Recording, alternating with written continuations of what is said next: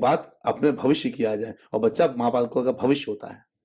बहुत सही। पाल नहीं सकते, पैदा मत करो। ये एक्चुअली डिंक नहीं है, ये सिंक है। आदमी ये बात केवल आप हिंदुओं के लिए ही सुनेंगे। प्रेम साधन है, प्रेम साधना है, और प्रेम साध्य है। तो प्रेम केवल रैपर बन के रह गया है काम की पूर्ति के लिए। काम पूरा हो जाए, मुझे भोगने को मिल जाए। प्रेम भोग नहीं है, प्रेम काम नहीं है, प्रेम तो निष्काम है, प्रेम साकार है, प्रेम निराकार है, प्रेम ही आकार है। भौतिक जगत का सुख स्वयं की हत्या है। वो डेंजरस एज हो जाती है बच्चों के लिए, क्योंकि उस समय उनके इमोशंस चेंज होने लगते हैं। वो जिस चीज में उनको पहले कुछ फर्क नहीं पड़ता था, वही चीज उनको अट्रैक्ट करने लगती है। अभी आपने कहा कि आपने अपने मंदिर में बहुत यंगस्टर्स को ज्वाइन कराया है उनको, तो इस्कॉन ये कैसे वर्क? और कलंकित हो जाएंगी पर पुरुषों के साथ संग करके। उस समय वर्ण संकर बच्चे पैदा होंगे, और ये वर्ण संकर बच्चे जब पैदा होंगे, वो समाज को बर्बाद कर देंगे। तो वो जो बुद्धिमान बच्चे पैदा होते थे अपने इस देश में, वो बच्चे पैदा नहीं होंगे। कि औरतें मर्दों के बराबर अपने आप को समझने के लिए रिलेशनशिप में आती हैं और लिव इन में रह जाती हैं। इस तरह से हमारा समाज दूषित हो रहा है। लेकिन औरतों को तो कभी इक्वल दर्जा दिया ही नहीं गया हमारे समाज में। अब इधर जो डायमंड होता है वो कहाँ रखा जाता है? लॉकर में रखा जाता है। और जो स्टील के बर्तन होते हैं वो कहाँ रखे जाते हैं? बाहर पड़े रहते हैं। व्यक्ति के साथ कोई संबंध ही नहीं है, बिना संबंध के संग स्त्री को दूषित कर देता है।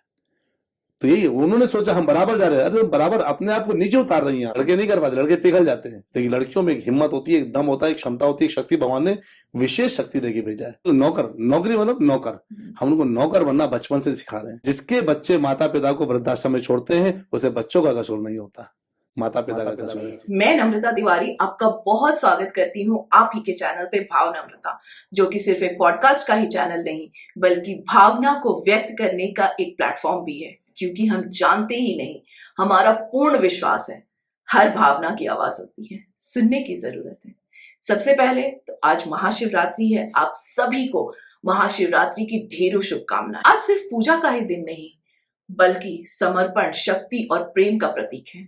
आज ही के दिन भगवान शिव की शादी हुई थी माता पार्वती के साथ। कहा जाता है ये सृष्टि का सबसे पहला प्रेम विवाह था। सृष्टि का ही क्यों, ब्रह्मांड का सबसे पहला प्रेम विवाह था। एक ऐसा प्रेम जिसमें तपस्या, धैर्य और प्रतीक्षा थी, जहां अहंकार नहीं समर्पण था, जहां अधिकार नहीं स्वीकृति थी। और आज का प्रेम क्या है? Attraction, convenience, mood, live in में रहना है, एक नया डिंक कल्चर। ये क्या हो रहा है? हमारी संस्कृति कहाँ जा रही है? इन्हीं सब विषयों पे आज का पॉडकास्ट हमारा आधारित है। इन्हीं सब विषयों पे चर्चा करने के लिए आज हमसे जुड़ रहे हैं ओमकारेश्वर प्रभु जी, जो कि स्पोक्स पर्सन है और प्रेसिडेंट है इस्कॉन इलेक्ट्रॉनिक सिटी नामहट्टा के। वो एक मोटिवेशनल स्पीकर हैं, कथावाचक हैं, गौ सेवक हैं। आज का पॉडकास्ट आप पूरा देखिएगा। हो सकता है आप थोड़ा सा असहज हो जाए, लेकिन ये असहजता किसी पे आरोप लगाने के लिए नहीं है, ये आत्ममंथन के लिए है।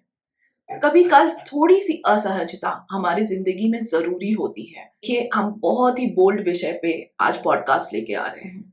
आपके साथ की हमें बहुत आवश्यकता है। आपको ये पॉडकास्ट जैसा भी लगे, अच्छा लगे लाइक कीजिएगा, कुछ भी कमी लगे कमेंट कीजिए, अच्छा लगे तब भी कमेंट कीजिए। आपके कमेंट्स हमें बहुत, और भी ऐसे ऐसे पॉडकास्ट बनाने के लिए हमें आपका साथ चाहिए। तो प्लीज आप सबसे अनुरोध करती हूँ कि इस पॉडकास्ट को आप लाइक जरूर करें, शेयर करें अपने फ्रेंड्स और फैमिली से, और कमेंट करके हमें जरूर बताइएगा कि कैसा लगा आपको। आप असहज हुए तब भी कमेंट कीजिएगा, अगर आपको अच्छा लगा तब भी कमेंट कीजिएगा। Please support. हर हर Mahadev. Enjoy the podcast.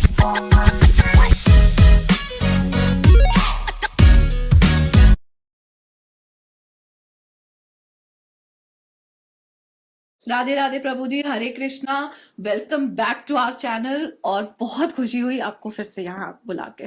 Radhe Radhe, हरे कृष्णा। और मुझे भी बहुत प्रसन्नता मिली यहाँ पर आकर के, और आज का जो आपने मुझसे जो अभी चर्चा करी विषय में, वो मुझे विषय बहुत अच्छा लगा।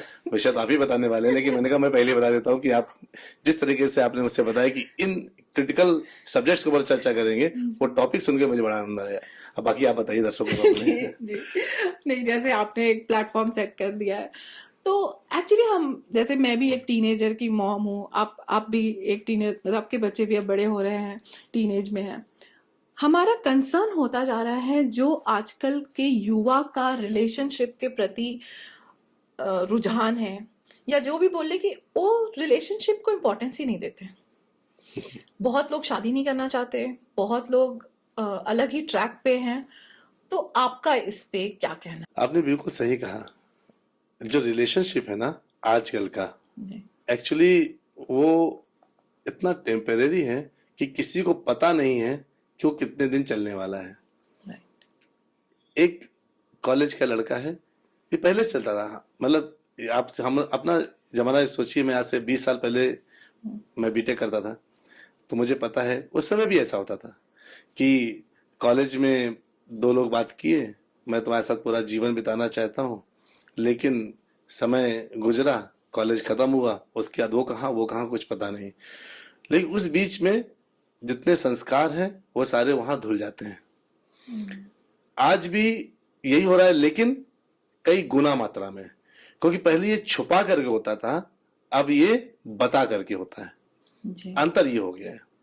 आज ऐसा है तो सोचिए आज के 500 साल बाद क्या होगा, उसका इमेजिन करिए। तो जो आज हम अपने बच्चों की बात करते हैं, हमारे बच्चे जैसे जैसे बढ़ रहे हैं ना, वो जिस माहौल में जाने वाले हैं, वास्तविकता में वो माहौल किधर क्यों लेके जा रहा है, उनको इन्हीं सब जो ये टेम्परेरी रिलेशनशिप है ना, इनके बीच में उनको वो फंसा के रखने वाला है, जिसमें वो सोचता है कि ये मेरा है तो मुझे मिलेगा, पर अंत में मिलता नहीं है। और जो हाथ में उस वक्त हो रहा होता है, चल रहा होता है, उसको उसकी वजह से खो देता है। उदाहरण के तौर पर मान लीजिए कोई व्यक्ति आईआईटी की तैयारी कर रहा है, 11th क्लास में है, और अपने एजुकेशन को तो देख ही रहा है, रेगुलर सीबीएसई वगैरह को, और आईआईटी की प्रिपरेशन भी कर रहा है। तभी उसका किसी के साथ एक संबंध जुड़ता है, जिसमें प्रेम व्यवहार की बातें शुरू हो जाती हैं।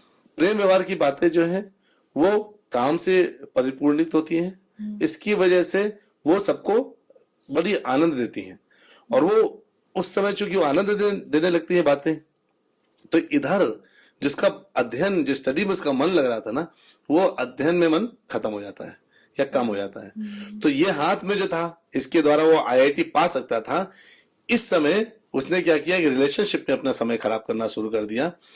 तो न रिलेशनशिप हाथ में बचता है, न स्टडी हाथ में बचती है। अंत में वो कहते हैं ना, धोबी का कुत्ता, न घर का न घाट का, वो कहीं का नहीं रह जाता। और यही है आजकल का संबंध। तो आजकल के जो युवा है ना, वो समझ नहीं पाते कि जिस समय जो कार्य करना चाहिए, उस समय वो कार्य ना करने के बजाय कुछ और में अपना ध्यान लगाने लगते हैं। पढ़ने की उम्र में पढ़ाई करना है, कमाई की उम्र में कमाई करना है, विवाह की उम्र में विवाह करके अपना सारा आनंद लेना है, और बच्चे पैदा करना है, फिर उनको पढ़ाना है। ये एक सीरीज होता है। लेकिन जो ये प्रेम है, जो टेम्परेरी प्रेम है, वो प्रेम के नाम पर कलंक है। आपने जो कहा कि पहले पढ़ाई करनी है फिर शादी करना है, आजकल तो 3-4 के बच्चों को प्रेम हो जा रहा है। हाँ। इस पे आप क्या, मतलब देखने में आ रहा है कि हम रिलेशनशिप में हैं, गर्लफ्रेंड, मतलब ये बहुत कैजुअल सा हो गया। पहले हम अपने पापा मम्मी के सामने ये सब बोलने में बहुत झिझकते थे। आजकल गर्लफ्रेंड बोलना, या उसके साथ रिलेशनशिप में है, या लिव इन में रहेंगे, ये सब बहुत कॉमन है। तो ये समाज को किधर ले जा रहा है, और इसका सल्यूशन क्या हो सकता है? आप सोचिए, जो संबंध है ही नहीं, उसको संबंध बना करके अगर कोई व्यक्ति उसको उपभोग करता है, तो गर्त में ही जाएगा ना, नीचे गिर जाएगा जाकर के।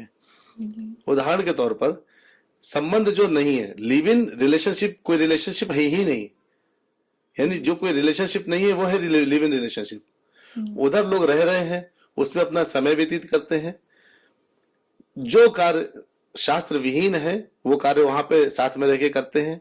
विवाह के पहले सब काम करते हैं, और बाद में तुम मुझे पसंद नहीं हो, मैं तुम्हें पसंद नहीं हूं, वो छोड़ देते हैं और कहते हैं बड़े शान से कि मेरी इच्छा नहीं हुई इसलिए हमने छोड़ दिया, और हमने जो किया वो हमने किया, उससे तुमको क्या मतलब।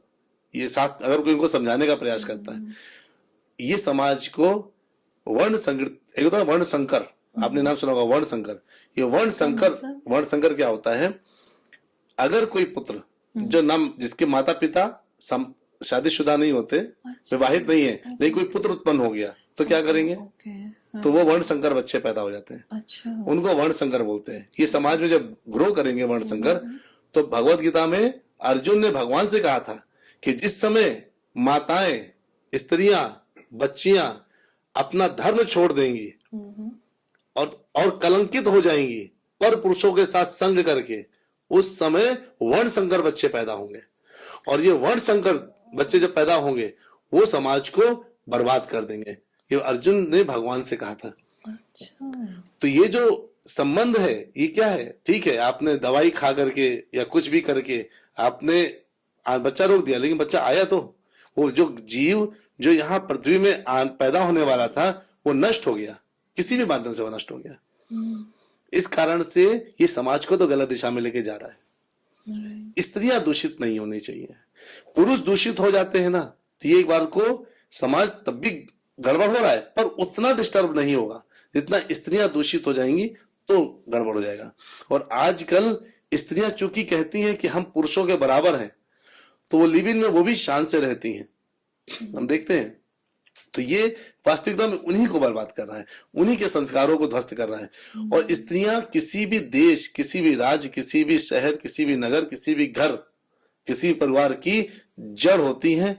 उस जड़ से अगर वो जड़ हिल जाती है तो पूरा परिवार विध्वंस हो जाता है, पूरा नगर विध्वंस हो सकता है, पूरा देश विध्वंस हो सकता है।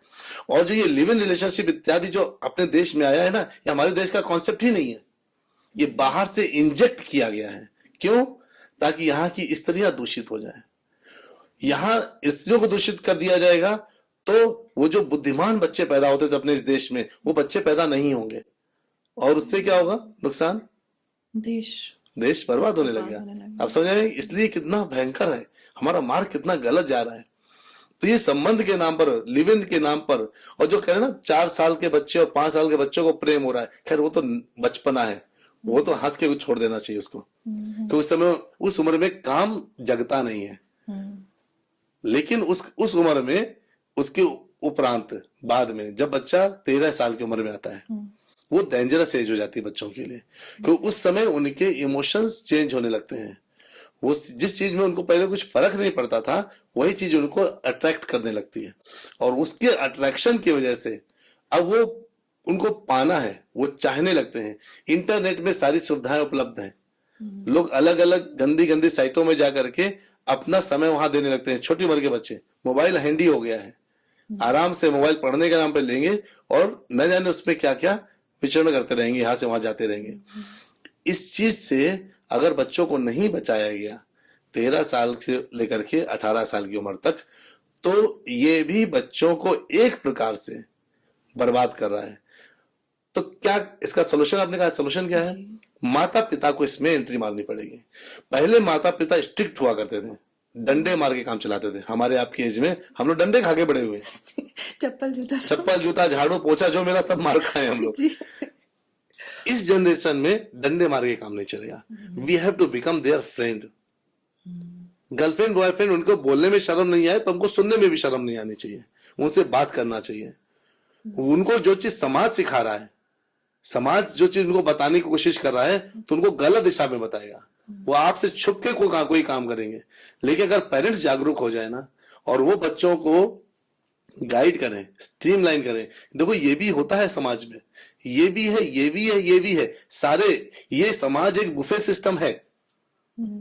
इस बुफे सिस्टम में सब कुछ अवेलेबल है मेरे प्यारे बच्चे। इस बुफे में अगर तुमने ये उठाया तो बर्बाद हो जाओगे, ये उठाया तो ठीक है, अभी तुम्हें अपने अध्ययन में ध्यान रखना है। हाँ, ये मन में आएगा, पक्की बात है आएगा, लेकिन ये सही समय नहीं होगा। मैं तुम्हारे साथ हूं, जब तुम्हारा सही उम्र आएगा मैं तुमको ये भी इस मार्ग में भी लेके जाऊंगा, चिंता ना करो। माता पिता को बच्चों के साथ होना पड़ेगा, क्योंकि माता पिता अलग हैं, वो अपने माता पिता ने जैसे उनको ट्रीट किया था वैसे वो बच्चों को ट्रीट करने का प्लान करते हैं। बच्चों को थोड़ा सा देख लेते हैं कुछ भी गड़बड़ करते हुए सीधे मारना शुरू कर देते हैं। क्यों मारना शुरू करना है? नहीं मारना शुरू करना है। तो हमें बच्चों माता पिता बच्चों के साथ लग करके समय दे करके उनके साथ ओपन खुली चर्चा करके, और अब ये बच्चों की उम्र 10-12 साल में आप खुली चर्चा कर सकते हैं, करके अगर उनकी रक्षा कर सकते हैं तो बच्चे बच जाएंगे। नहीं तो समाज तो उनको बर्बाद करने में तुला है। बाहर के जो अराजक तत्व हैं समाज के अंदर न जाने क्या क्या चीज इंजेक्ट करने में लगे हुए हैं और हमारे सामने थाली में परोस के दे रहे हैं। अब वो खाना है नहीं खाना ये माता पिता उनको बताना चाहिए। तो ये इसका सोल्यूशन है, दूसरा कोई सोल्यूशन नहीं है। या तो एक ऐसा मेंटर, माता पिता नहीं कर सकते तो एक ऐसा मेंटर मिल जाए, ऐसा गुरु मिल जाए उनको जो उनको सही मार्ग दिखा सके, जो उनसे ओपनली बात कर सके, खुल के बात करके उनको सही दिशा में ला सके। या तो ऐसा गुरु मिल जाए, कोई तो ऐसा मिले जो उनसे खुल के बात कर सके। आज का समय बच्चों से खुल के बात करने का है सारे सब विषयों में, तब यही सोल्यूशन है, नहीं तो सोल्यूशन नहीं है। जी बिल्कुल सही आप जो बोल रहे हैं, मैं उससे पूरी तरह से रिलेट कर पा रही हूँ और हाँ ऐसा ही करना चाहिए। लेकिन अभी आपने एक बोला था कि औरतें मर्दों के बराबर अपने आप को समझने के लिए रिलेशनशिप में रह आती हैं और लिव इन में रह जाती हैं। इस तरह से हमारा समाज दूषित हो रहा है। लेकिन औरतों को तो कभी इक्वल दर्जा दिया ही नहीं गया हमारे समाज में, जबकि मेरा मानना है कि औरतें मर्दों से कहीं ज्यादा ऊपर हैं। वो जननी है, वो कहीं ज्यादा ऊपर है, लेकिन हमारे समाज में उसको कभी वो मान्यता नहीं दी गई है। शायद इसलिए आजकल फेमिनिज्म के नाम पे और बहुत लोग उसको करप्ट करते जा रहे हैं। मतलब एक औरत को ही करप्ट, मैं ये पूरी तरह से मानती हूँ कि औरतें समाज की जड़ होती हैं। अगर वही खराब हो जाए तो पूरा पेड़ ही गिर जाएगा। तो उसको बचाने के लिए हम क्या कर सकते हैं, क्योंकि औरतों को तो वो दर्जा कभी मिला ही नहीं है। आपने बोला ना कि औरतें बराबर लेवल पे कभी भी कंसीडर नहीं की गई जी। और मुझे लगता है उनको बराबर लेवल पे कंसीडर करना भी नहीं चाहिए। हाँ। क्योंकि वो जिस लेवल पे है, ये तो नारिस्थ पूजनते, वो तो देवी है, देवियों की तो पूजा होती है ना। हम जो पुरुष है ना उनको उन देवियों की पूजा करनी चाहिए। बराबर लेवल पे कैसे हो गई? हमारे यहाँ तो नारियों की पूजा होती है, वो तो देवियां हैं हमारे लिए, वो तो श्रेष्ठ पद पे बैठी हैं। अगर वो कहते हैं बराबर आना चाहते हैं मतलब अपने आप को नीचे गिराना चाह रहे हैं। समाज ने ये ऐसा उनके दिमाग में डाल दिया है कि तुम नीचे हो, जबकि शास्त्र उनको ऊपर बैठा के बैठा है। हमारे घर में एक छोटी बच्ची पैदा होती है तो बाप उस बच्ची के पांव छूता है। क्यों पैर छूता है? क्योंकि उसको देवी का स्वरूप मानते हैं। हमारे घर में या किसी भी परिवार में जहां बच्चियां होती हैं उनको विशेष सुरक्षा दी जाती है। क्यों? क्योंकि वो देवियां हैं।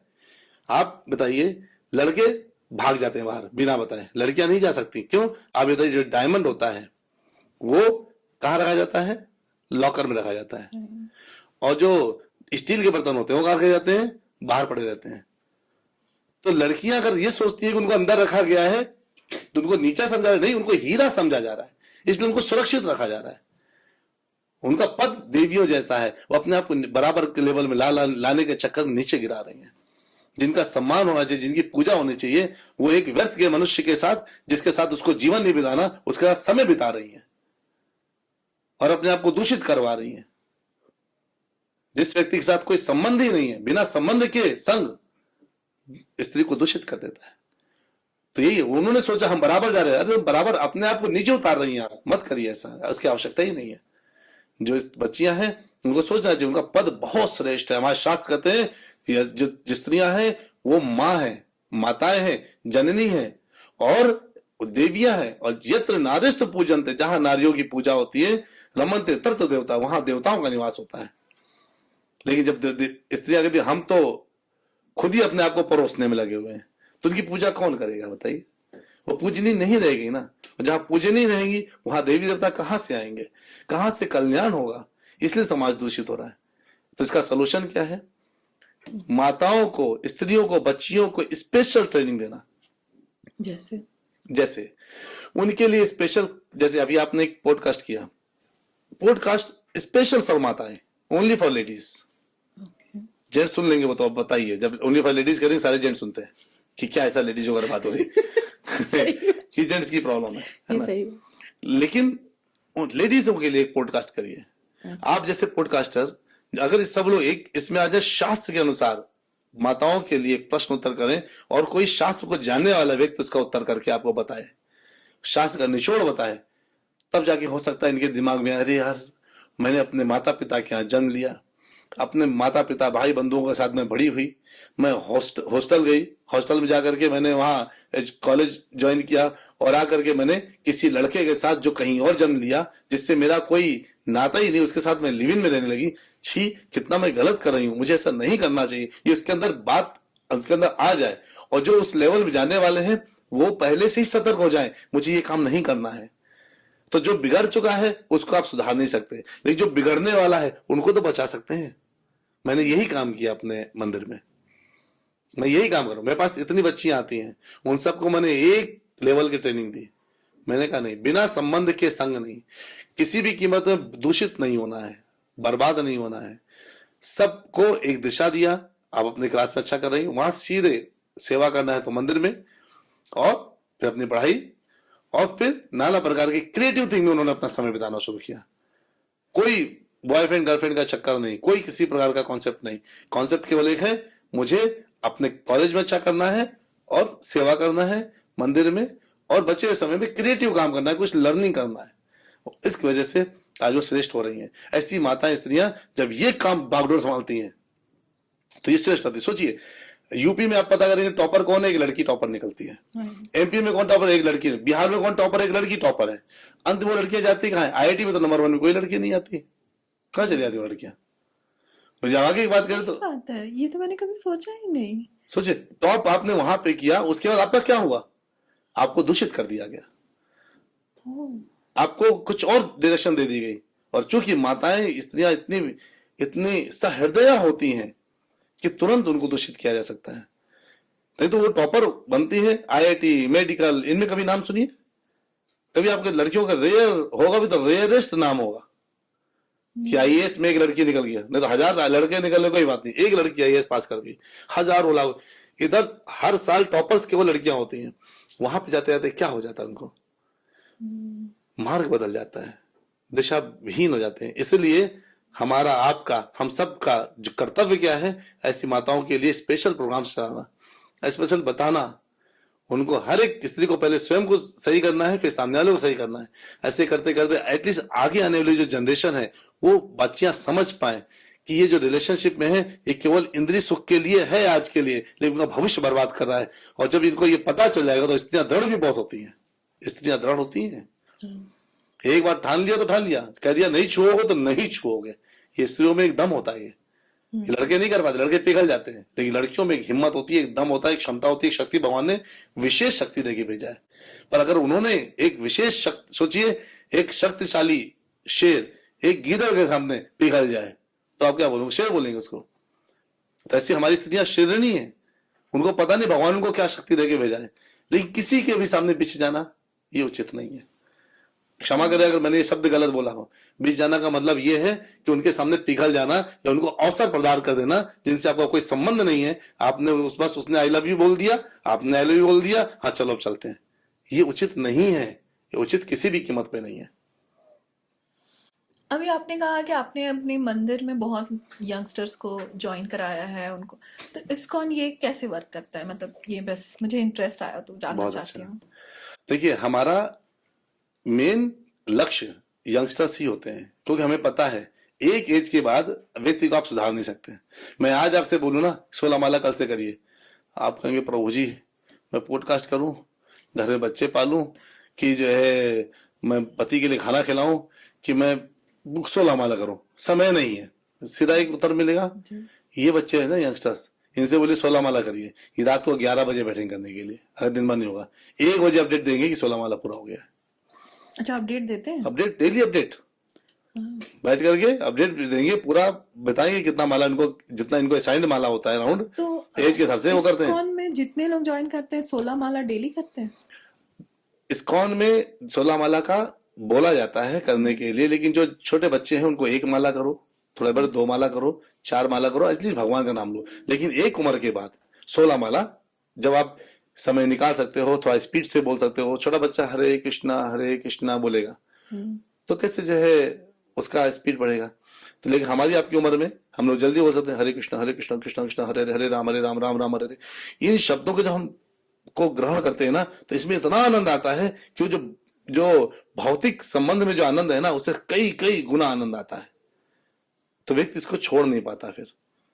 और यही हमने कॉन्सेप्ट यंगस्टर्स को ही सिखाने का, बताने का। और उनके अंदर एक जज्बा अलग होता है, तेज होता है, एक अलग उनकी। हमारे यहाँ एक से एक यही बच्चे देखिए, हमारी सुधा माधवी माता जी, इनका नाम अभी दीक्षा के बाद इनका नाम सुधा माधवी माता जी हो गया, इन्होंने दीक्षा लिया है। तो वैसे सुमन माता नाम इनका। तो सुमन जी ये इन्होंने क्या बायोटेक किया, लेकिन बायोटेक करते करते मंदिर ज्वाइन किया था। इनको कहीं अच्छा नहीं लगता, कोई रिलेशनशिप में जाना पसंद नहीं। क्यों? सबसे अच्छा तो आनंद यही मिल रहा है। बाहर क्या, बाहर तो क्यों सूखा है, ये तो रस से भरा हुआ है। तो लोगों को चूंकि रस से भरी हुई चीज नहीं मिल रही ना, इसलिए वो ड्राई चीजों में वो आनंद निकालने की कोशिश करें। जैसे बांस है ना, बांस बैम्बू, बैम्बू को छील के आप काटने की कोशिश करें तो अपना ही खून निकलेगा, लेकिन वही गन्ने को करिए तो उससे मीठा रस निकलेगा। तो भक्ति रस से भरी है। और बाकी समाज की जो सुख सोचते हैं ना, क्षणिक आनंद के लिए अपने आप को बांस को चूसते रहते हैं।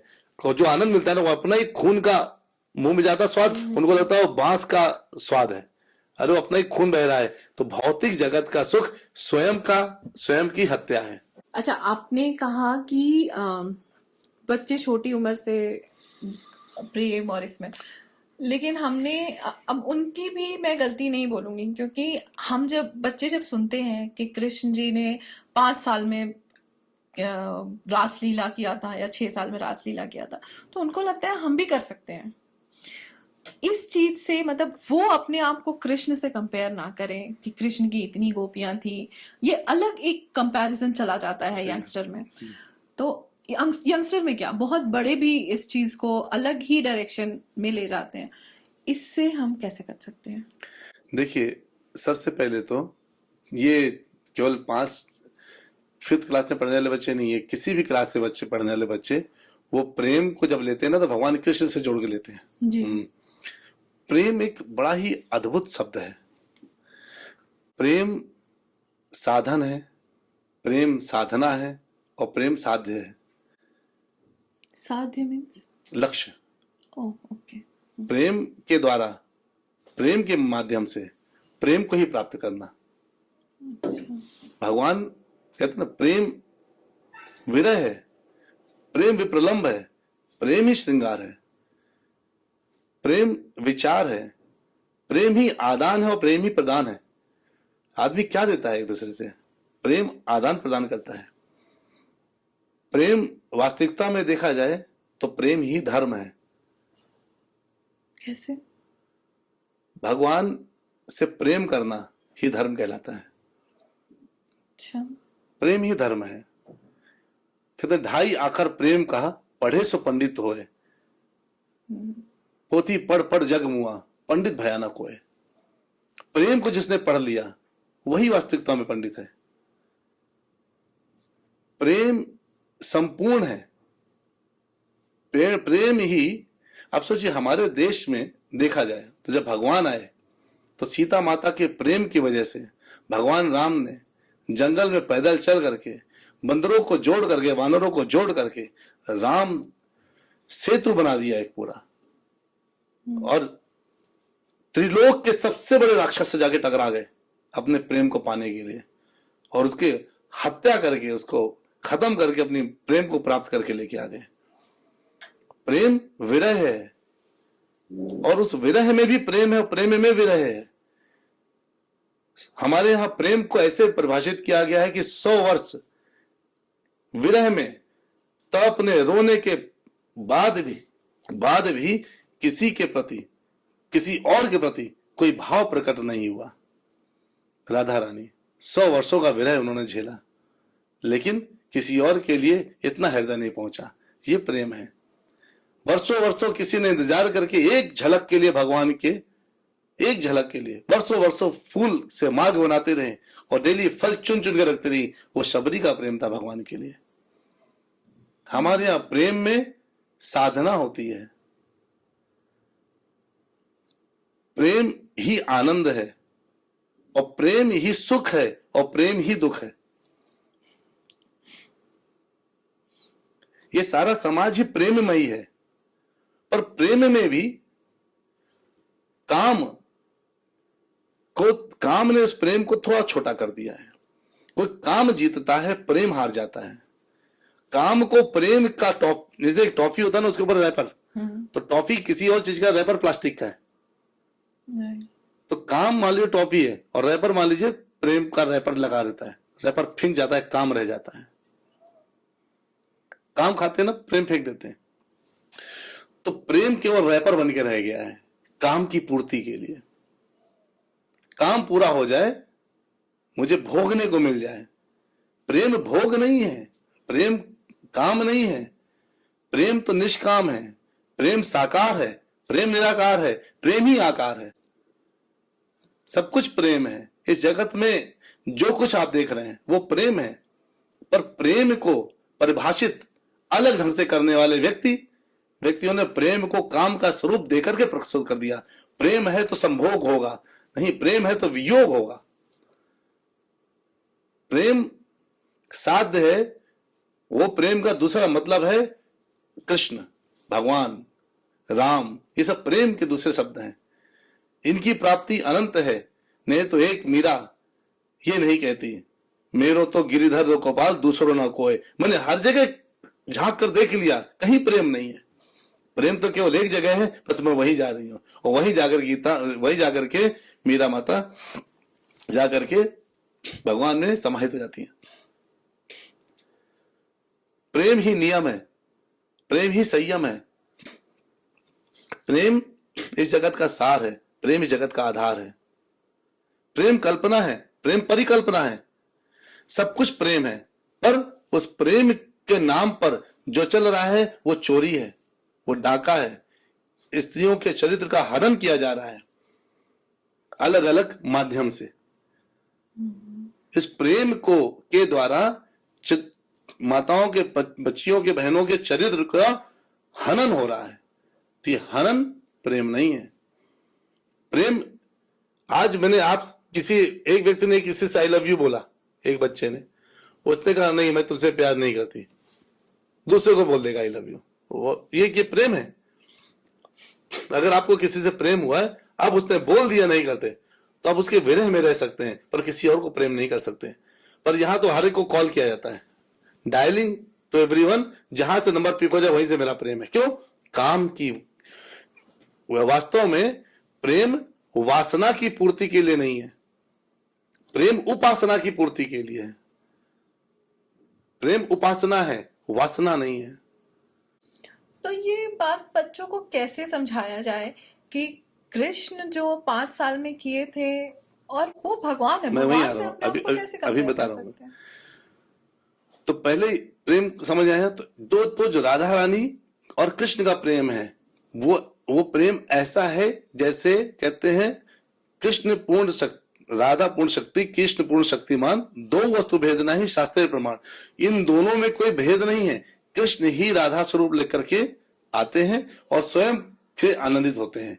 वो आत्मा राम है, उनके लिए कोई राधा की आवश्यकता नहीं है। तो राधा उनके प्रेम का एक स्वरूप है, एक रूप राधा है। भगवान का प्रेम ही राधा रूप में प्रकट हुआ है और गोपियां ही भगवान के प्रेम के रूप में प्रकट हुई हैं। लेकिन प्रॉब्लम क्या है, जो व्यक्ति कहता है ना कि मैं करूं वो करे तो रासलीला, मैं करूं तो करेक्टर ढीला, ऐसा कहने वाले व्यक्ति, ठीक है तुम कर सकते हो, गोवर्धन उठा के दिखाओ। तुम अगर कृष्ण के बराबर समझते हो, 6 दिन की उम्र में उन्होंने पूतना मारी, पूतना किया, तुम एक मच्छर मार के दिखाओ 6 दिन की उम्र में। तुम में उनका शायांश गुण भी उपलब्ध नहीं है, उनके बराबर कुछ कर नहीं सकते हो। उन्होंने पूरा गोवर्धन हाथ में उठा के रखा, तुम 1 किलो का बाघ हाथ में रखो, कितने देर रख सकते हो? देखो उन्होंने तो 7 दिन 7 रात रखा। तो बच्चों को ये बताना जरूरी कि तुम भगवान नहीं हो, वो भगवान है। उन्होंने पहले अपनी भगवत्ता दिखाई और जिन गोपियों के साथ रास किया वो साधारण गोपियां नहीं है, वो शास्त्रों में लिखे हुए वेदों के श्लोक हैं, गोपियां बन के आए हैं। एक से एक महामुनि, महर्षि लाखों साल तपस्या किए, भगवान ने उन पर कृपा करके उनको गोपियां बन के बुलाया। तो भगवान राम जब जा रहे थे तो कई ऋषि मुनि उनको मिलते हैं, हे भगवान आप हम पर आप पर हमारा पूर्ण दिल समर्पण हो चुका है, अब हमें स्वीकार करिए, हमें स्त्रियां बना दीजिए और हमसे विवाह कर लीजिए। भगवान कहे इस जन्म में तो मैं, इस अवतार में तो मैं एक स्त्री, बस एक स्त्री के लिए आया हूं। हाँ, द्वापर युग में मेरा अवतार होगा, उसमें मैं बहुत शादियां करने वाला हूं, तुम द्वापर युग में स्त्री बन के आना। ये सब एक से एक महर्षि ऋषि हम जैसे साधारण लड़कियों की स्थिति जो भगवान के साथ जोड़ पाते हैं। सदियों सदियों कई युगों युगों से इंतजार करने वाले जो एक से एक भगवान के भक्त जीव, वो जाकर के भगवान के साथ उनको राज करने का मौका मिला। तो भगवान का इसलिए कल्पना, भगवान के साथ तुलना अपनी करना मूर्खता है। भगवान के साथ तुलना करना है तो 6 दिन की उम्र पहले मच्छर मार के दिखाओ, वो बूदना छोड़ दो। 1 साल में शकटासुर को मार दिया उन्होंने, 1 साल की उम्र में, 1.25 साल 1.5 साल की उम्र में एक से वर्णावर्त को मार दिया, एक से एक राक्षस है अगासुर बकासुर, ये सब 3 साल की उम्र में मार दिए। आपको कोई थप्पड़ मारे चला जाएगा, आप रोते रहोगे केवल। तो उनसे तुलना तब करना जब पहले उनके समान भगवत्ता दिखा पाओ, नहीं तो चुपचाप उनको भगवान मान करके हाथ जोड़ के उनकी प्रार्थना करते रहो। और वो रास किए हैं, और वो रास काम को दूर करने वाला था, काम बढ़ाने वाला रास नहीं था। उसमें इतना काम को दूर करने वाला था कि शिव जी कहते हैं कि मुझे जो है, कहते ना, एक दिन वो भोले भंडारी बन करके ब्रज नारी कि ब्रज में आ गए हैं, है? तो शिव जी जिस रास में वो आए स्त्री बन करके और रास कर रहे हैं, सोचिए वहां पे स्त्री बन करके कोई पुरुष आया, भगवान को पता चल गया, तब भी भगवान ने उनको भगाया नहीं। क्यों? वो हंस रहे थे अलग से उनके ऊपर। तो वहां पे काम का कहीं निवास होगा, वो काम खत्म करने वाला रास था। लेकिन ये चीज बच्चों को ज्ञान कहां से मिलेगा? स्कूलों में विषय होना चाहिए कि भगवान कृष्ण कौन है, उन्होंने क्या क्या किया, और वो ऐसा करते हैं तो इससे क्या मतलब होता है। पढ़ाने वाला भी योग्य टीचर होना चाहिए, किसी मंदिर का पुजारी होना चाहिए। तब जब ये स्कूलों में जाएगा तब जाके वहां से जनरेशन से मिलेंगे। दूसरा कोई सोल्यूशन नहीं है। या तो स्कूलों में या तो घर में माता पिता इतने समझदार हो कि उन्होंने खूब पढ़ाई करी हो, तो बच्चों को इस ढंग से बताए, उसका दूसरा रूप दिखा पाए, तब जाके बच्चे सीखेंगे, नहीं तो असंभव है। बहुत सुंदर। तब मैं सोची नहीं थी कि इसका आंसर ऐसा भी हो सकता है। हाँ, भगवान से कंपैरिजन नहीं हो सकता। पेरेंट्स को भी ये पता रहेगा कि भगवान ने, मतलब भागवत कथा से अपने आप को जोड़ेंगे तब तो पता चलेगा हाँ। कि कृष्ण ने क्या क्या किया बचपन में, तो बच्चों को बताएंगे कि भैया कंपेयर मत करो। हमको तो तब आश्चर्य होता है, मैं आपको सच बताता हूँ, हम सबको इनवाइट करते हैं मंदिर में, अपने बच्चे छोड़ के पेरेंट्स चले जाते हैं कि बच्चों को ज्ञान जानो, हमारा जरूरी नहीं जानना। अरे आपका पहले बच्चों घर में छोड़िए, आप पहले आइए, आप सीखेंगे तो अपने बच्चों को सिखा पाएंगे। कितना दूषित समाज है, मॉल जाना अच्छा लगता है, मंदिर जाना अच्छा नहीं लगता, जहां ज्ञान बट रहा है वहां जाना अच्छा नहीं लगता।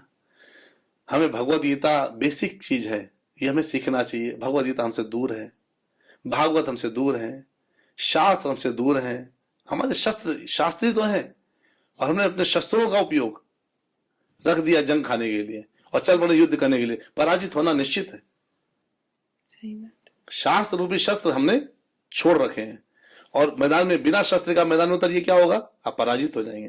लेकिन जिसके पास शास्त्र दिमाग में, दिल में घुसा होता है ना, कितना भी बाहर का आक्रमण क्यों ना हो, कितने भी अराजक तत्व क्यों ना हमारे बहन बेटियों को बर्बाद करने का प्रयास क्यों ना करें, पर ये हमारे सुरक्षित रहेंगे, इनको कोई छू नहीं सकता। ये आपने बोला ना, इससे मुझे याद आया कि कौन सी मूवी देखी थी, कश्मीर नहीं, केरला स्टोरीज।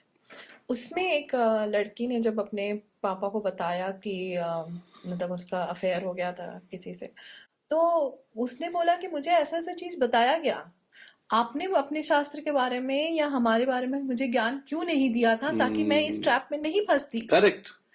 तब मुझे लगा कि कितना सही चीज ये बोली है। ये इस तरह से हम सोचते ही नहीं है। हम बच्चों को स्कूल में जाके बाकी सब ज्ञान दे देते हैं, लेकिन अब हमारे शास्त्र का ज्ञान या हमारे से हम क्यों ये सब चीज कर रहे हैं, ये एक्सप्लेन नहीं कर पाते। आप सोचिए, हम बच्चों को नौकर बनना सिखा रहे हैं। ये बात तो आपने एकदम सही बोला। हम कहते हैं कैसे तुम नौकर बनोगे, ये सीख लो। आज से हम कहते हैं अच्छी नौकरी करोगे तो अच्छी छोकरी मिलेगी, अच्छी छोकरी मिलेगी, अच्छा घर चलेगा। मतलब नौकरी मतलब नौकर, हम उनको नौकर बनना बचपन से सिखा रहे हैं। तो कहाँ से एंटरप्रेन्योर की बुद्धि आएगी? क्यों सिखा रहे हैं? क्योंकि हमको भी हमारे माता पिता ने नौकर बनना ही सिखाया। राइट। एंटरप्रेन्योरशिप हमको सिखाई नहीं गई है। हमें बच्चों को लीडरशिप स्किल सिखाना चाहिए।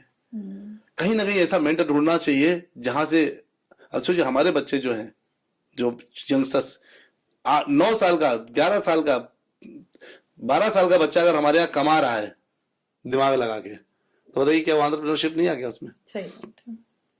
मैंने इनसे बोला है, लर्न स्किल, सेल स्किल्स, यही एंटरप्रेन्योरशिप है। सेल किसको करना है? जिसको आप जहां नौकरी करोगे वो जिसको बेच रहे हो आप डायरेक्टली बेचो, ये एंटरप्रेन्योरशिप है। मैं इनको केवल भक्ति नहीं सिखाता, मैं इनको बिजनेस सिखाता हूँ, भक्ति सिखाता हूँ, समाज में कैसे रहना ये सिखाता हूँ, समाज में टक्कर कैसे लेना ये सिखाता हूँ। तुमको कोई पीछे नहीं कर सकता है, ये करना सिखाता हूँ, ताकि ये बच्चे धीरे धीरे करके ऐसा विकास कर जाएं कि इनको कोई छू ना पाए। एक खुद में सेल्फ डिपेंडेंट होने चाहिए। और ऐसा ही हमें समाज को बनाना चाहिए।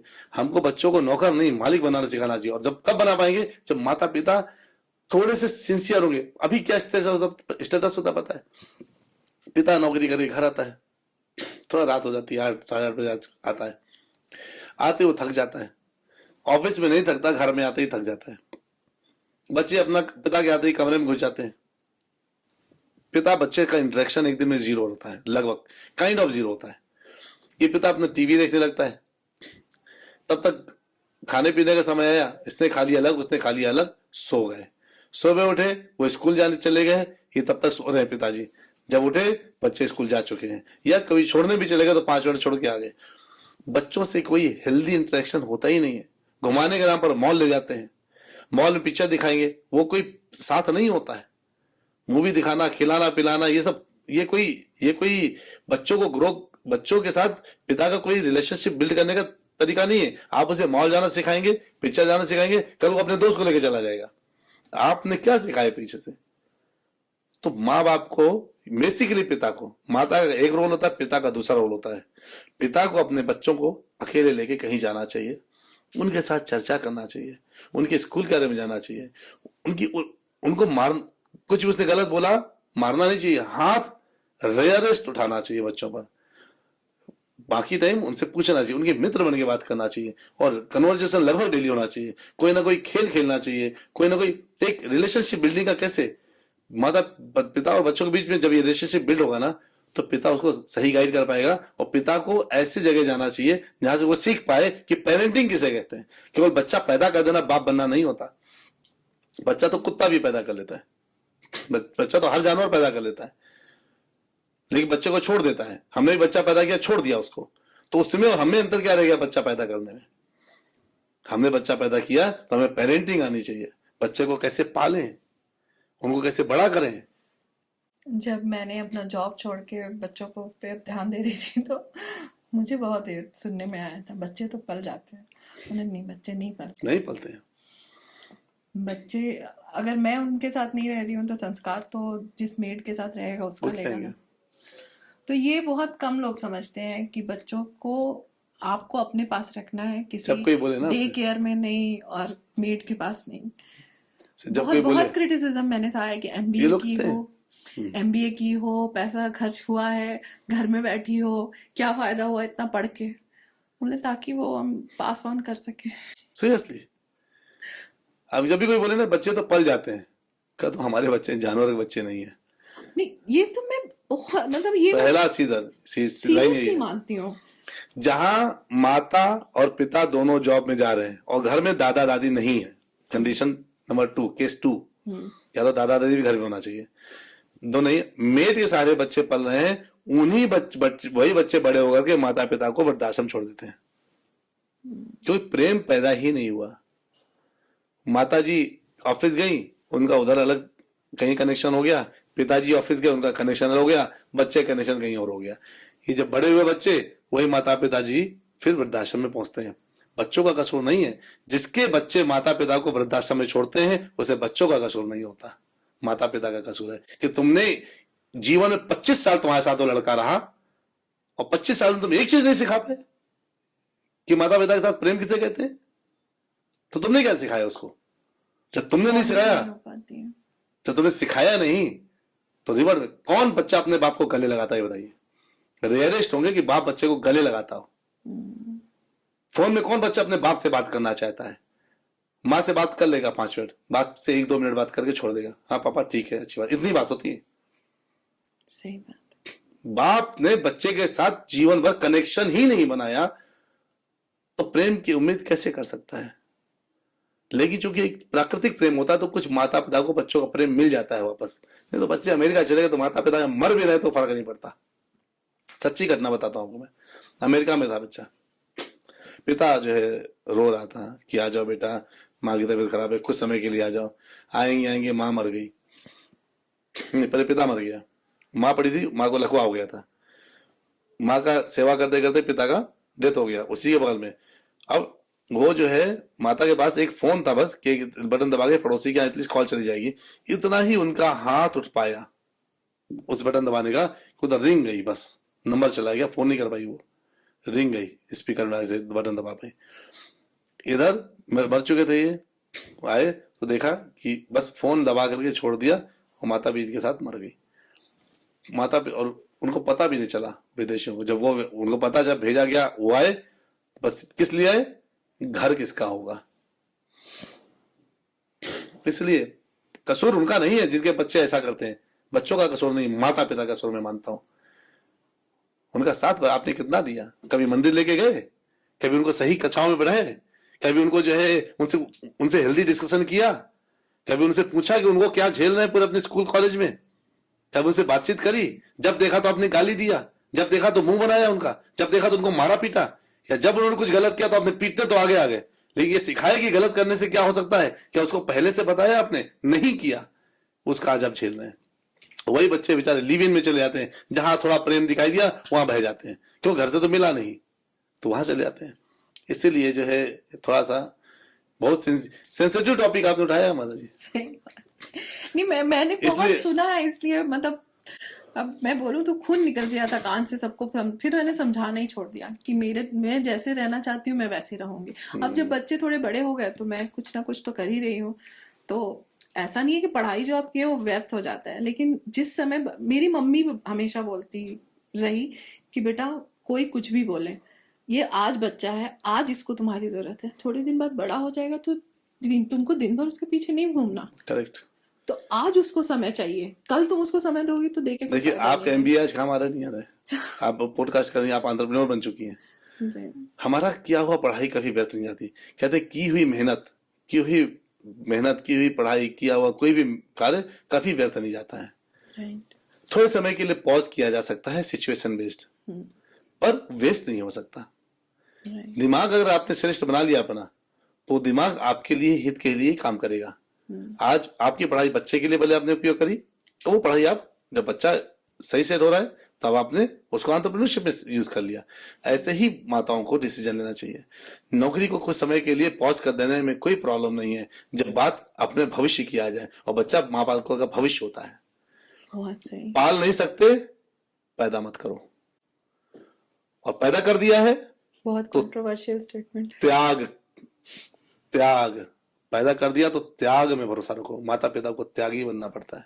अभी आपने बताया कि अगर पेरेंट्स बच्चों को ध्यान नहीं दे सकते तो उस बच्चा पैदा नहीं करना चाहिए। ये भी आजकल एक नॉर्म हो गया जिसको डिंक कहते हैं, डबल इनकम नो किड्स।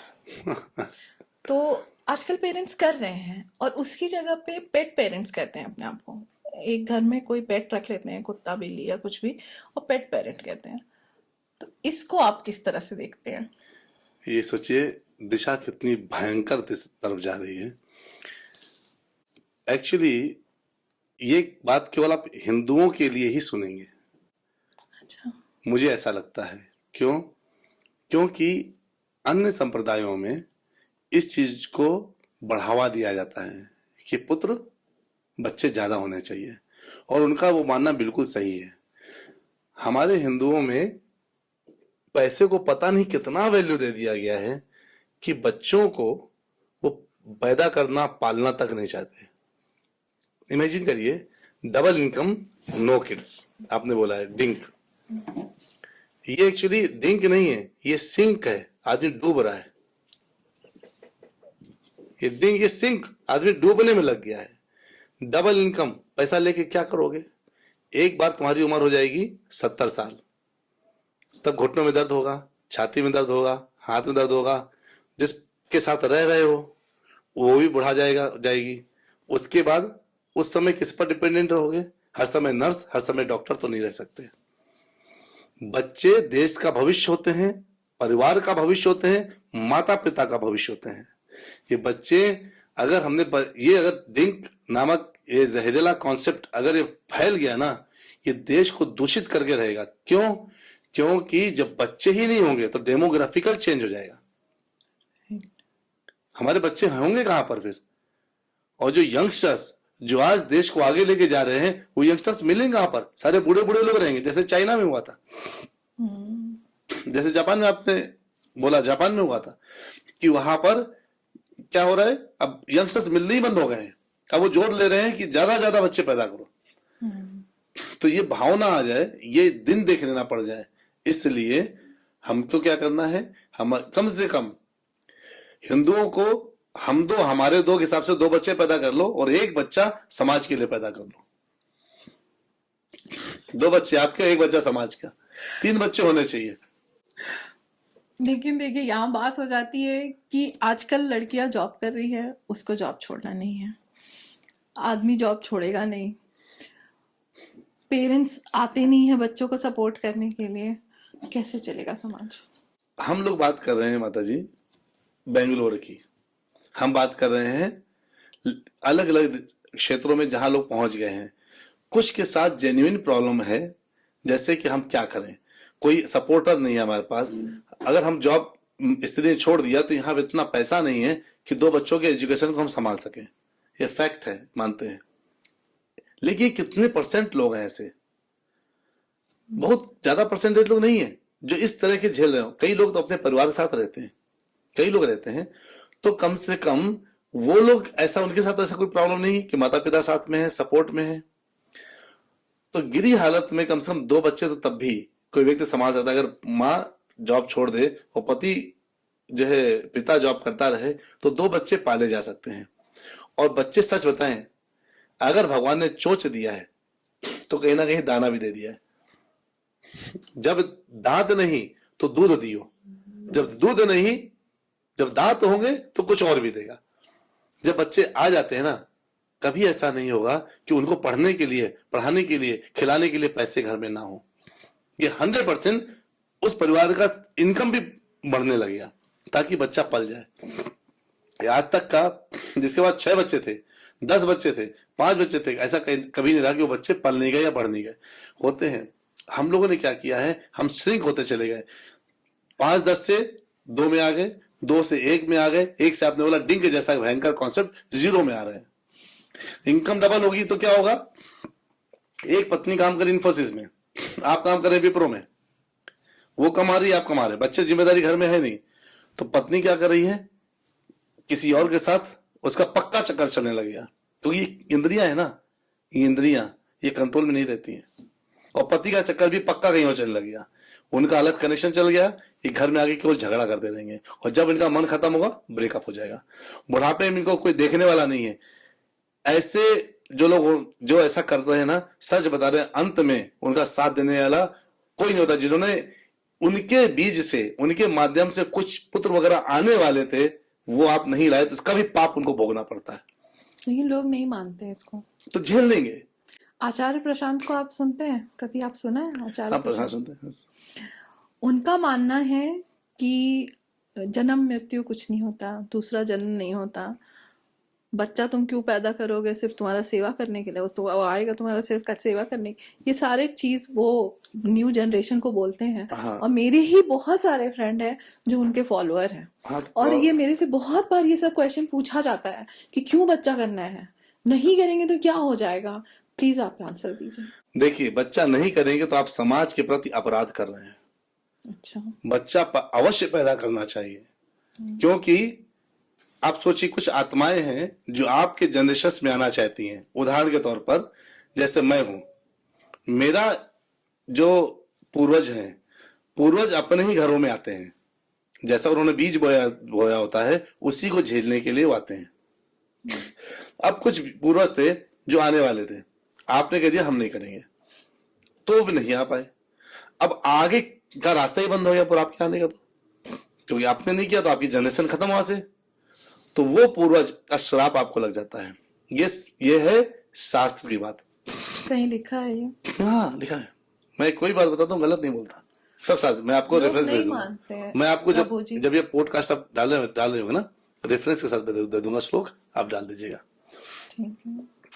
तो ये मानना पड़ेगा उनको कि पूर्वज अपने जनरेशन पे आते हैं। पॉइंट नंबर 2, जब बच्चा होता है, जब वो सोल आता है यहाँ पे, जीव मनुष्य के रूप में आ जाता है, तो समाज के लिए कोई ना कोई कार्य करता है।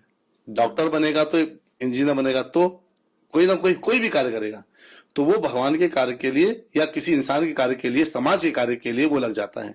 समाज को संताने इंसान चाहिए, इंसानों से समाज बनता है। आप अगर पैदा नहीं हुए होते तो आप ये डिसीजन नहीं ले पा रहे होते। अगर हम सोचिए, हमारे जिन्होंने हमें पैदा किया है उस जनरेशन ने डिंक जैसा कॉन्सेप्ट सोच लिया होता, उसके बाद तो समाज खत्म हो गया होता, कुछ बचता क्या यहाँ पर? नहीं। तो ये हमारी जिम्मेदारी है, हमें किसी ने पैदा किया है तो हमको भी आगे पैदा करना है, ताकि हमारे ये चेन श्रृंखला चलती चली जाए। ब्रह्मा जी को पहला आदेश भगवान का यही था, सृष्टि बनाओ। ब्रह्मा जी ने चतुष्कुमार पैदा किए, चतुष्कुमार से कहा सृष्टि बनाओ, उनका नहीं बनाएंगे, ब्रह्मा जी को गुस्सा आ गया।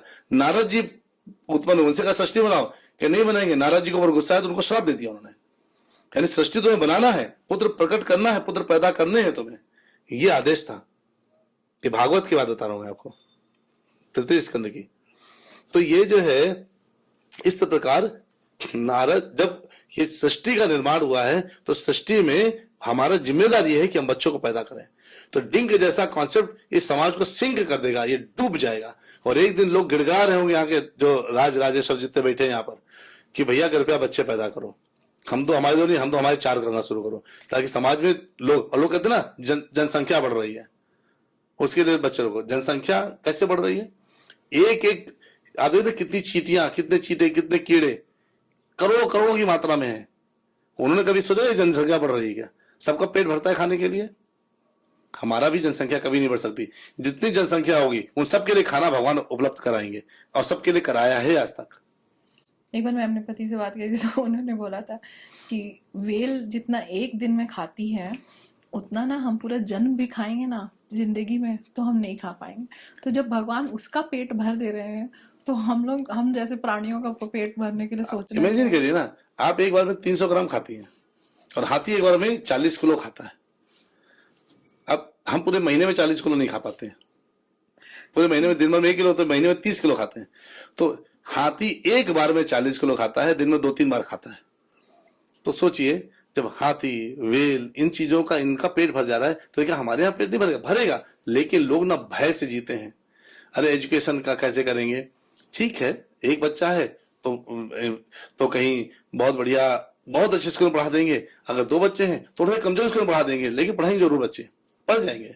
जिसको पढ़ना, हम लोग सरकारी स्कूल में पढ़े लोग हैं, लेकिन बाद में बढ़ते देखिए सब कुछ कर डाला। तो जिसको बढ़ना है वो बढ़ जाते हैं, लेकिन बच्चे पैदा करना आवश्यक है। ये कॉन्सेप्ट से मैं बिल्कुल सहमत नहीं हूं। और जो ये कह रहे हैं ना, जो भी आचार्य वगैरह जो बंद करके बैठ गए हैं और कहते हैं कि जन्म दोबारा नहीं होगा, पाप भोगने आना पड़ेगा यहाँ पर।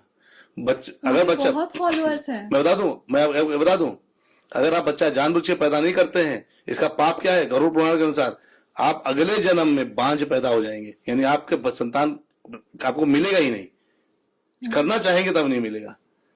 ये होता है। जो बच्चे को अपने गिरा देते हैं, कई बार बच्चा होता है और गिरा देते हैं, उनको अगले जन्म में उन्हीं लोगों के संतान विहीन होते हैं वो लोग, उनको चाहे करके भी उनको बच्चे नहीं मिल पाते।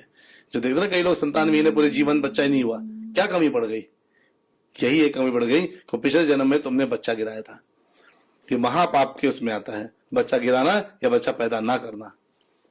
ये दोनों ही चीजें, ऐसे महापाप से बचना चाहिए। विवाह करना चाहिए, बच्चे पैदा करना चाहिए, उनको पालना चाहिए, अपना परिवार चलाना चाहिए। नहीं तो कल को किसी और के, मतलब जब केड़े की तरह पड़ोगे, तड़प रहे होगे, तो कोई वहां पे सर में हाथ फिराने नहीं आएगा कि पापा आपका जो है तबीयत ठीक है, ये कहने वाला कोई नहीं आएगा। और लोग आपको छोड़ गए, ऐसे ही लोग होटल में अकेले मरे हुए मिलते हैं जो ये इतना भयंकर चीज डिंग जैसा कॉन्सेप्ट उपयोग करते हो। नहीं, आप आचार्य प्रशांत को सुनिएगा, वो ऐसी ऐसी चीजें बताते एक्चुअली मैं ऐसे लोगों को सुनता ही नहीं हूँ, हैं। और थोड़ा सुनता हूँ एक लाइन ना, उससे दिन को हाथ जोड़ लेता हूँ। हमको पता चल जाता है लेकिन न्यू जिनके खुद जनरेशन उनको फॉलो कर रही है। तो उन इसलिए हम जैसे लोगों को मार्केट में आना पड़ रहा है। तो अगर एक ऐसा व्यक्ति पैदा हो रहा है जो शास्त्र विहीन बात करके आचार्य बन गए बैठ लेकिन वो गया। बोल रहे हैं कि मैं भगवत गीता ही बात करता हूँ। भगवत गीता में अर्जुन को यह चिंता है कि वर्ण संकर बच्चे पैदा हो जाएंगे, अच्छे बच्चे पैदा होने चाहिए, तो बच्चे पैदा करना ना लिखना कहाँ लिखा है? अभी वैलेंटाइंस डे आने वाला है और पूरा मार्केट हार्ट, रेड कलर, गुलाब के फूलों और टेडी बियर, बलून, ये सबसे भरा हुआ रहेगा। सारे युवा पागल हो जाएंगे एक दूसरे को गिफ्ट देने के। आप वैलेंटाइंस डे को कैसे देखते हैं? Valentine's day is a business day nowadays. जो वैलेंटाइन डे कुछ और नहीं है, ये बिजनेसमैन जितने लोग हैं ना, व्यापारी, इन्होंने इस दिन को भुलवाया है इस तरीके से ताकि उनका उस दिन बिजनेस चल सके। बाकी इस दिन की कोई वैल्यू नहीं है। आपको मैं बताता हूँ वैलेंटाइंस थे कौन। एक सेंट थे, संत थे, जो एक राजा था क्लॉडियस द्वितीय करके। वो राजा जो है, जितने सैनिक उसके पास आते थे तो उसका यह मानना था कि अगर ये सैनिक मेरे पास आए हैं और इनकी पत्नी, इनकी शादी हुई, तो ये लोग युद्ध कायदे से नहीं करेंगे क्योंकि कोई पीछे रोने वाला है। तो उसने विवाह में रोक लगा दी थी, सारे सैनिकों के विवाह में। तो ये जो वैलेंटाइन संत हैं, सेंट वैलेंटाइन, इन्होंने उनकी चुपचाप विवाह कराना प्रारंभ कर दिया और ईसाई मेथड से कराया। ये बात राजा को अच्छी नहीं लगी। उन्होंने 14 फरवरी के दिन वैलेंटाइन जी को फांसी की सजा दे दी। वो है वैलेंटाइंस डे। एक संत की हत्या का दिन है वैलेंटाइन डे।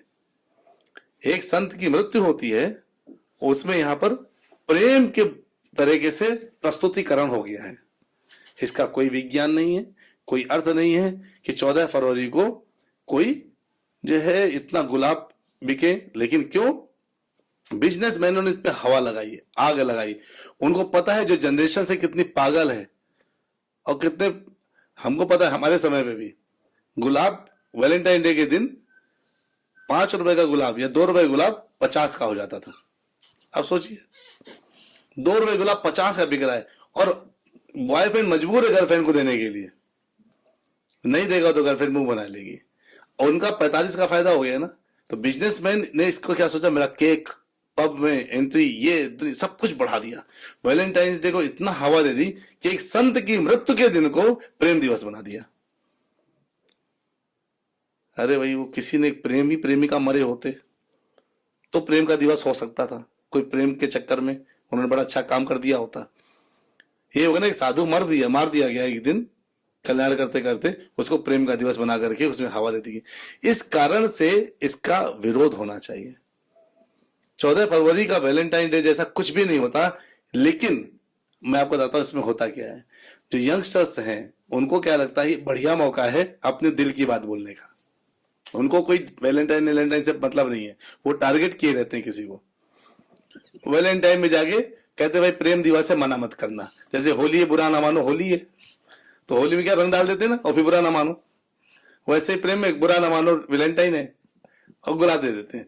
और ये भी, इसको भी लगता है चलो आज मुझे इतने वैलेंटाइन, और जिसको जितने गुलाब मिलते हैं ना जिस लड़की को, वो उतना ही ज्यादा फेमस होती है अपने फ्रेंड के बीच में कि देखो मुझे 15 गुलाब मिले, क्योंकि एक से तो संतुष्टि नहीं है ना। सही बात। और व्यक्ति को लगता है वो मुझसे मेरा गुलाब ले लिया, और तुम्हारे जैसे 15 गुलाब लेके बैठी है। हाँ, न्यू जनरेशन में मैंने लिख के रखा है सिचुएशनशिप, बेंचिंग, डेल्यूलू, मतलब बहुत सारे टर्म्स हैं ये सब जेंजीज के वर्ड्स हैं। जेंजी के, जी जी, ये रिलेशनशिप के ही सिर्फ रिलेशनशिप के वर्ड्स हैं। ये सब चीज का, हर स्थिति का एक शब्द दे दिया गया है जी। हर व्यक्ति को लगता है ये मेरी है। जिसने जो कहते हैं उसने सोचा उसकी है, इसने सोचा इसकी है, जिसने सोचा जिसकी है, वो रोते हैं रात रात भर। सही। आज की स्थिति ये है कि सब रात भर रोने के लिए बैठे हैं। क्यों? वो प्रेम करना चाहते हैं। किस समय? पढ़ाई के समय पे, कॉलेज के समय प्रेम सबसे ज्यादा होता है, नौकरी के टाइम पे प्रेम सबसे कम होता है। क्यों? इतने थपेड़े पड़ते हैं ना कमाने के, सारा प्रेम कॉलेज लाइफ में ही होता है। माँ बाप के पैसों से कमाई हो रही ना, जो कमाई हो रही माँ बाप के पैसों से, जो भी काम चल रहा है माँ बाप के पैसों से, तो कोई टेंशन है नहीं, पढ़ना है नहीं, तो क्या करें, प्रेम ही कर लेते हैं। जैसी जॉब लगती है, आईटी में करने वाले, किसी भी जगह जॉब करने वाले और कॉलेज वाले रेशियो निकालेंगे तो मेरे ख्याल से 5% और 95% का डिफरेंस होगा। ये सारा प्रेम कॉलेज लाइफ में ही होता है। सही बात है। इसलिए सारा प्रेम फेक है। 1000 में कोई एक हो सकता है कन्वर्ट हो जाए, मैरिज कर ले, शादी कर ले। 999 लोग सारे केवल फेक जिंदगी जी रहे हैं, और उनको भी पता है टेम्परेरी है, अभी कर लेते हैं, बढ़िया मौका मिल जाएगा, सब कुछ कर आगे छोड़ देंगे। बोला ना कि 100 में से एक या 1000 में से एक कोई करते होंगे। मैं अपने बेटे को समझा रही थी, तो मैं बोल रही थी कि ना बेटा, जो लड़की एक्सपेक्ट करे ना कि गिफ्ट मिलना चाहिए उसको, उससे तो दूर रहना। क्योंकि मेरा रिलेशन लव मैरिज है, तो जब इन्होंने मुझे लाके गिफ्ट दिया था ना, तो मैंने पहला क्वेश्चन यही पूछा था, तुम्हारी कमाई का है? तो बोले नहीं, अभी तो पापा देते हैं। हमने तो फिर गिफ्ट नहीं चाहिए। Very nice. जब तुम कमाना तब गिफ्ट देना, तभी आप कन्वर्ट हो गए ना। भाई जो गिफ्ट चाहिए, वो जो जितना बड़ा गिफ्ट देगा वो मैं उसकी हो जाऊंगी। मतलब आप क्या हो मतलब नहीं है, आपका गिफ्ट कितना बड़ा है वो मेरे लिए जरूरी है। तो लड़कियों का आजकल, ना लड़कियों का भरोसा करना चाहिए लड़कों को, ना लड़कों को करना चाहिए, ना लड़कियों को लड़कों का भरोसा करना है, ना लड़कों को लड़कियों का भरोसा करना है। क्यों? और उन दोनों को पता भी है, ये मैं नहीं कह रहा कि वो लोग लॉन्ग लास्टिंग चलने वाले हैं। उनको पता भी है 1-2 साल हम लोग, मिल गया एक लड़का, लड़के को लड़की मिल गई, लड़की को लड़का मिल गया, बढ़िया, दोनों जो है फूल दे करके कहीं गुल खिला रहे होते हैं। वो अपना उनका चक्कर चलने, उनको पता है थोड़े दिन चलेगा, उसके बाद खत्म हो जाएगा। कोई अगर किसी लड़की को पूरा पक्का पता करना है ना कि मेरा बॉयफ्रेंड सही है कि नहीं है, झूठ तो नहीं बोल रहा, सबसे पहले दिन जब आई लव यू बोले ना, तुरंत उसके माता पिता को फोन कर देना चाहिए इसको कि मेरा ये कास्ट है, ये मेरी जाति का मैं हूं, ये मुझे आई लव यू बोल रहा है, आप तैयार हैं क्या? वो कभी अलाउ नहीं करेगा। ये करके देख लें, टेस्ट करके देख लें, 99% फेल हो जाएंगे इसमें। क्योंकि लड़का क्या होता है, वो अपनी इंद्रिय भोग के लिए, सुख के लिए तुमको भोगना चाहता है, बाद में तुमको रोता हुआ छोड़ देगा। लेकिन आजकल लड़कियां और नहीं, पहले मैं दोनों पक्ष बता रहा हूँ, और लड़कियां ज्यादा भयंकर हो गई इस चीज में आजकल मामले में। क्यों? वो लड़कों से एक लड़का आएगा, अब कहीं मेरी विवाह होने वाला है, शादी होने वाली, छोड़ दो, दूसरे लड़के के साथ जुड़ जाएंगे उसको। तो यानी ये दोनों पक्ष से, मैं एक पक्ष नहीं बोला, ये दोनों पक्ष ऐसे हैं। बहुत रेयर रियल प्रेम मिलता है, और जो रियल प्रेम होता है ना, उसका एक अलग ही बात होती है। तो रियल प्रेम क्या होता है? मैंने आपको पूरा प्रेम का परिभाषा बताया था ना।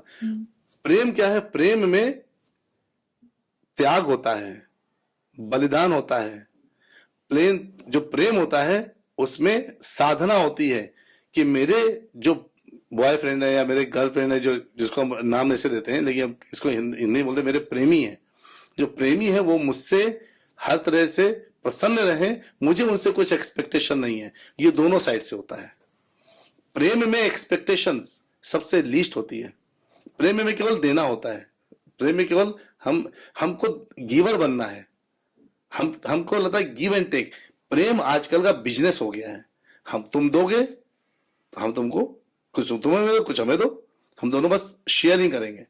तो गिव एंड टेक होता है, वो बिजनेस है। तो ये प्रेम, आजकल का प्रेम बिजनेस है। असली प्रेम केवल गिविंग होता है। हमको लेने वाला कोई चक्कर नहीं। यहाँ डिमांडिंग, यहाँ क्या होता है? डिमांडिंग होता है। मुझे घुमाने ले चलो, मुझे ये दो, मुझे वो दो, मुझे वो दो, 4 चीजें आप देखेंगे, केवल डिमांडिंग है। लेकिन वास्तविक प्रेम में डिमांड नहीं होता है। वास्तविक प्रेम में सप्लाई होती है। मैं तुम्हारे लिए करना चाहता हूँ, वो कहे मैं तुम्हारे लिए करना चाहती हूँ, बस आपको क्या पसंद है, मुझे पसंद, आपको क्या पसंद। तो हम एक दूसरे के पसंद के लिए करते करते जीवन निकल जाता है। तुमने मुझे शाम अभी क्या व्हाट्सएप में बता नहीं, गर्लफ्रेंड ने लिख भेजा हाय, बॉयफ्रेंड ने देख लिया, रिप्लाई नहीं किया, अगला मैसेज आएगा 2 घंटे बाद ब्रेकअप, अगले को हाय पहुंच जाएगा, ब्लू टिक लग गए, रिप्लाई नहीं आया, तो मनाने के लिए बॉयफ्रेंड को सदियां लग जाएंगी मनाने के लिए, भाई मैं किस कारण से तुम्हें रिप्लाई नहीं कर पाया। आजकल प्रेम में भरोसा नहीं है, विश्वास नहीं है, क्योंकि प्रेम विश्वास का मामला है। प्रेम में आभास है, विश्वास है। प्रेम सब कुछ हमको सारे दर्शन करा देता है। लेकिन हमने प्रेम की सच्ची परिभाषा जाने के बजाय, प्रेम को जानने के बजाय प्रेम कर रहे हैं। किसी चीज को आप सोचिए, आप इंजीनियरिंग को जाने नहीं है, या किसी को आप ऑपरेशन करना जानते नहीं है और आप ऑपरेशन करेंगे तो क्या होगा, ऑपरेशन फेल हो जाएगा। वैसे प्रेम बिना जाने ही प्रेम कर रहे हैं तो प्रेम क्या होगा, फेल हो जाएगा।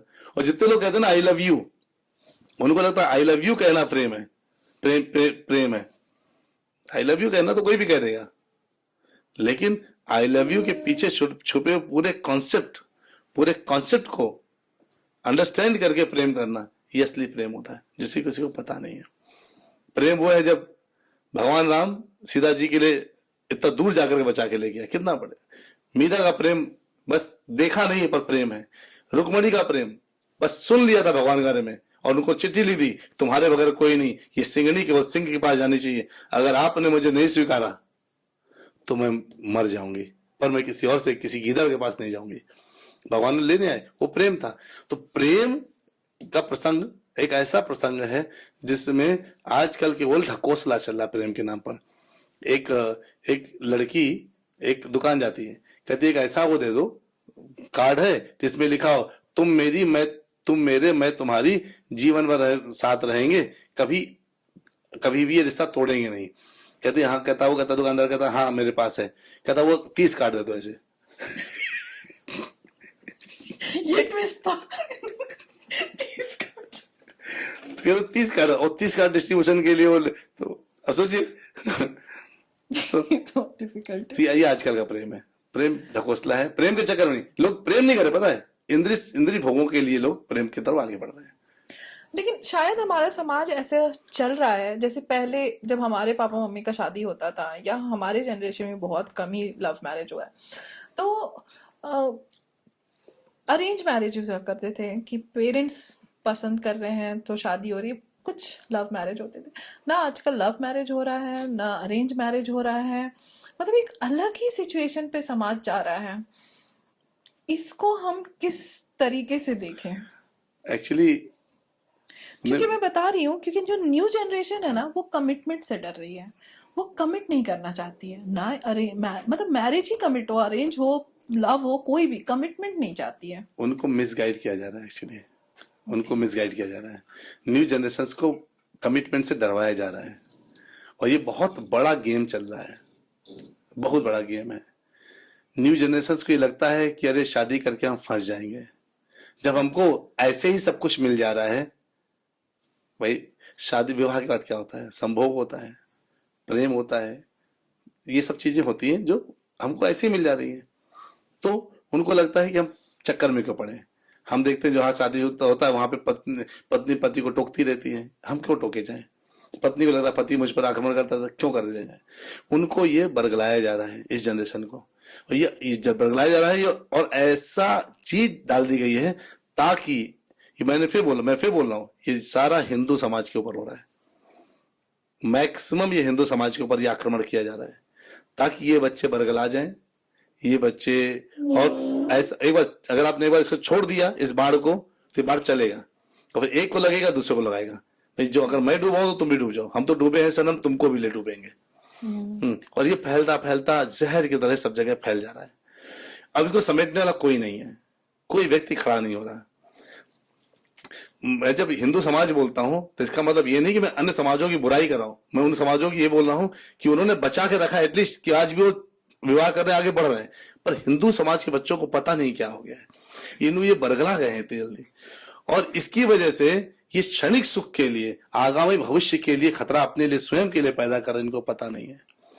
इसलिए इस चीज को कोई बताने वाला भी होना चाहिए। कोई अगर कहते ना हर में एक विलेन होता है तो एक हीरो होना ही पड़ेगा। रावण आए तो राम आए, कंस आए तो कृष्ण आए, एक विलेन के साथ हिरण्यकश्यप आए तो नरसिंह भगवान आए, तो एक विलेन के साथ एक भगवान आते हैं।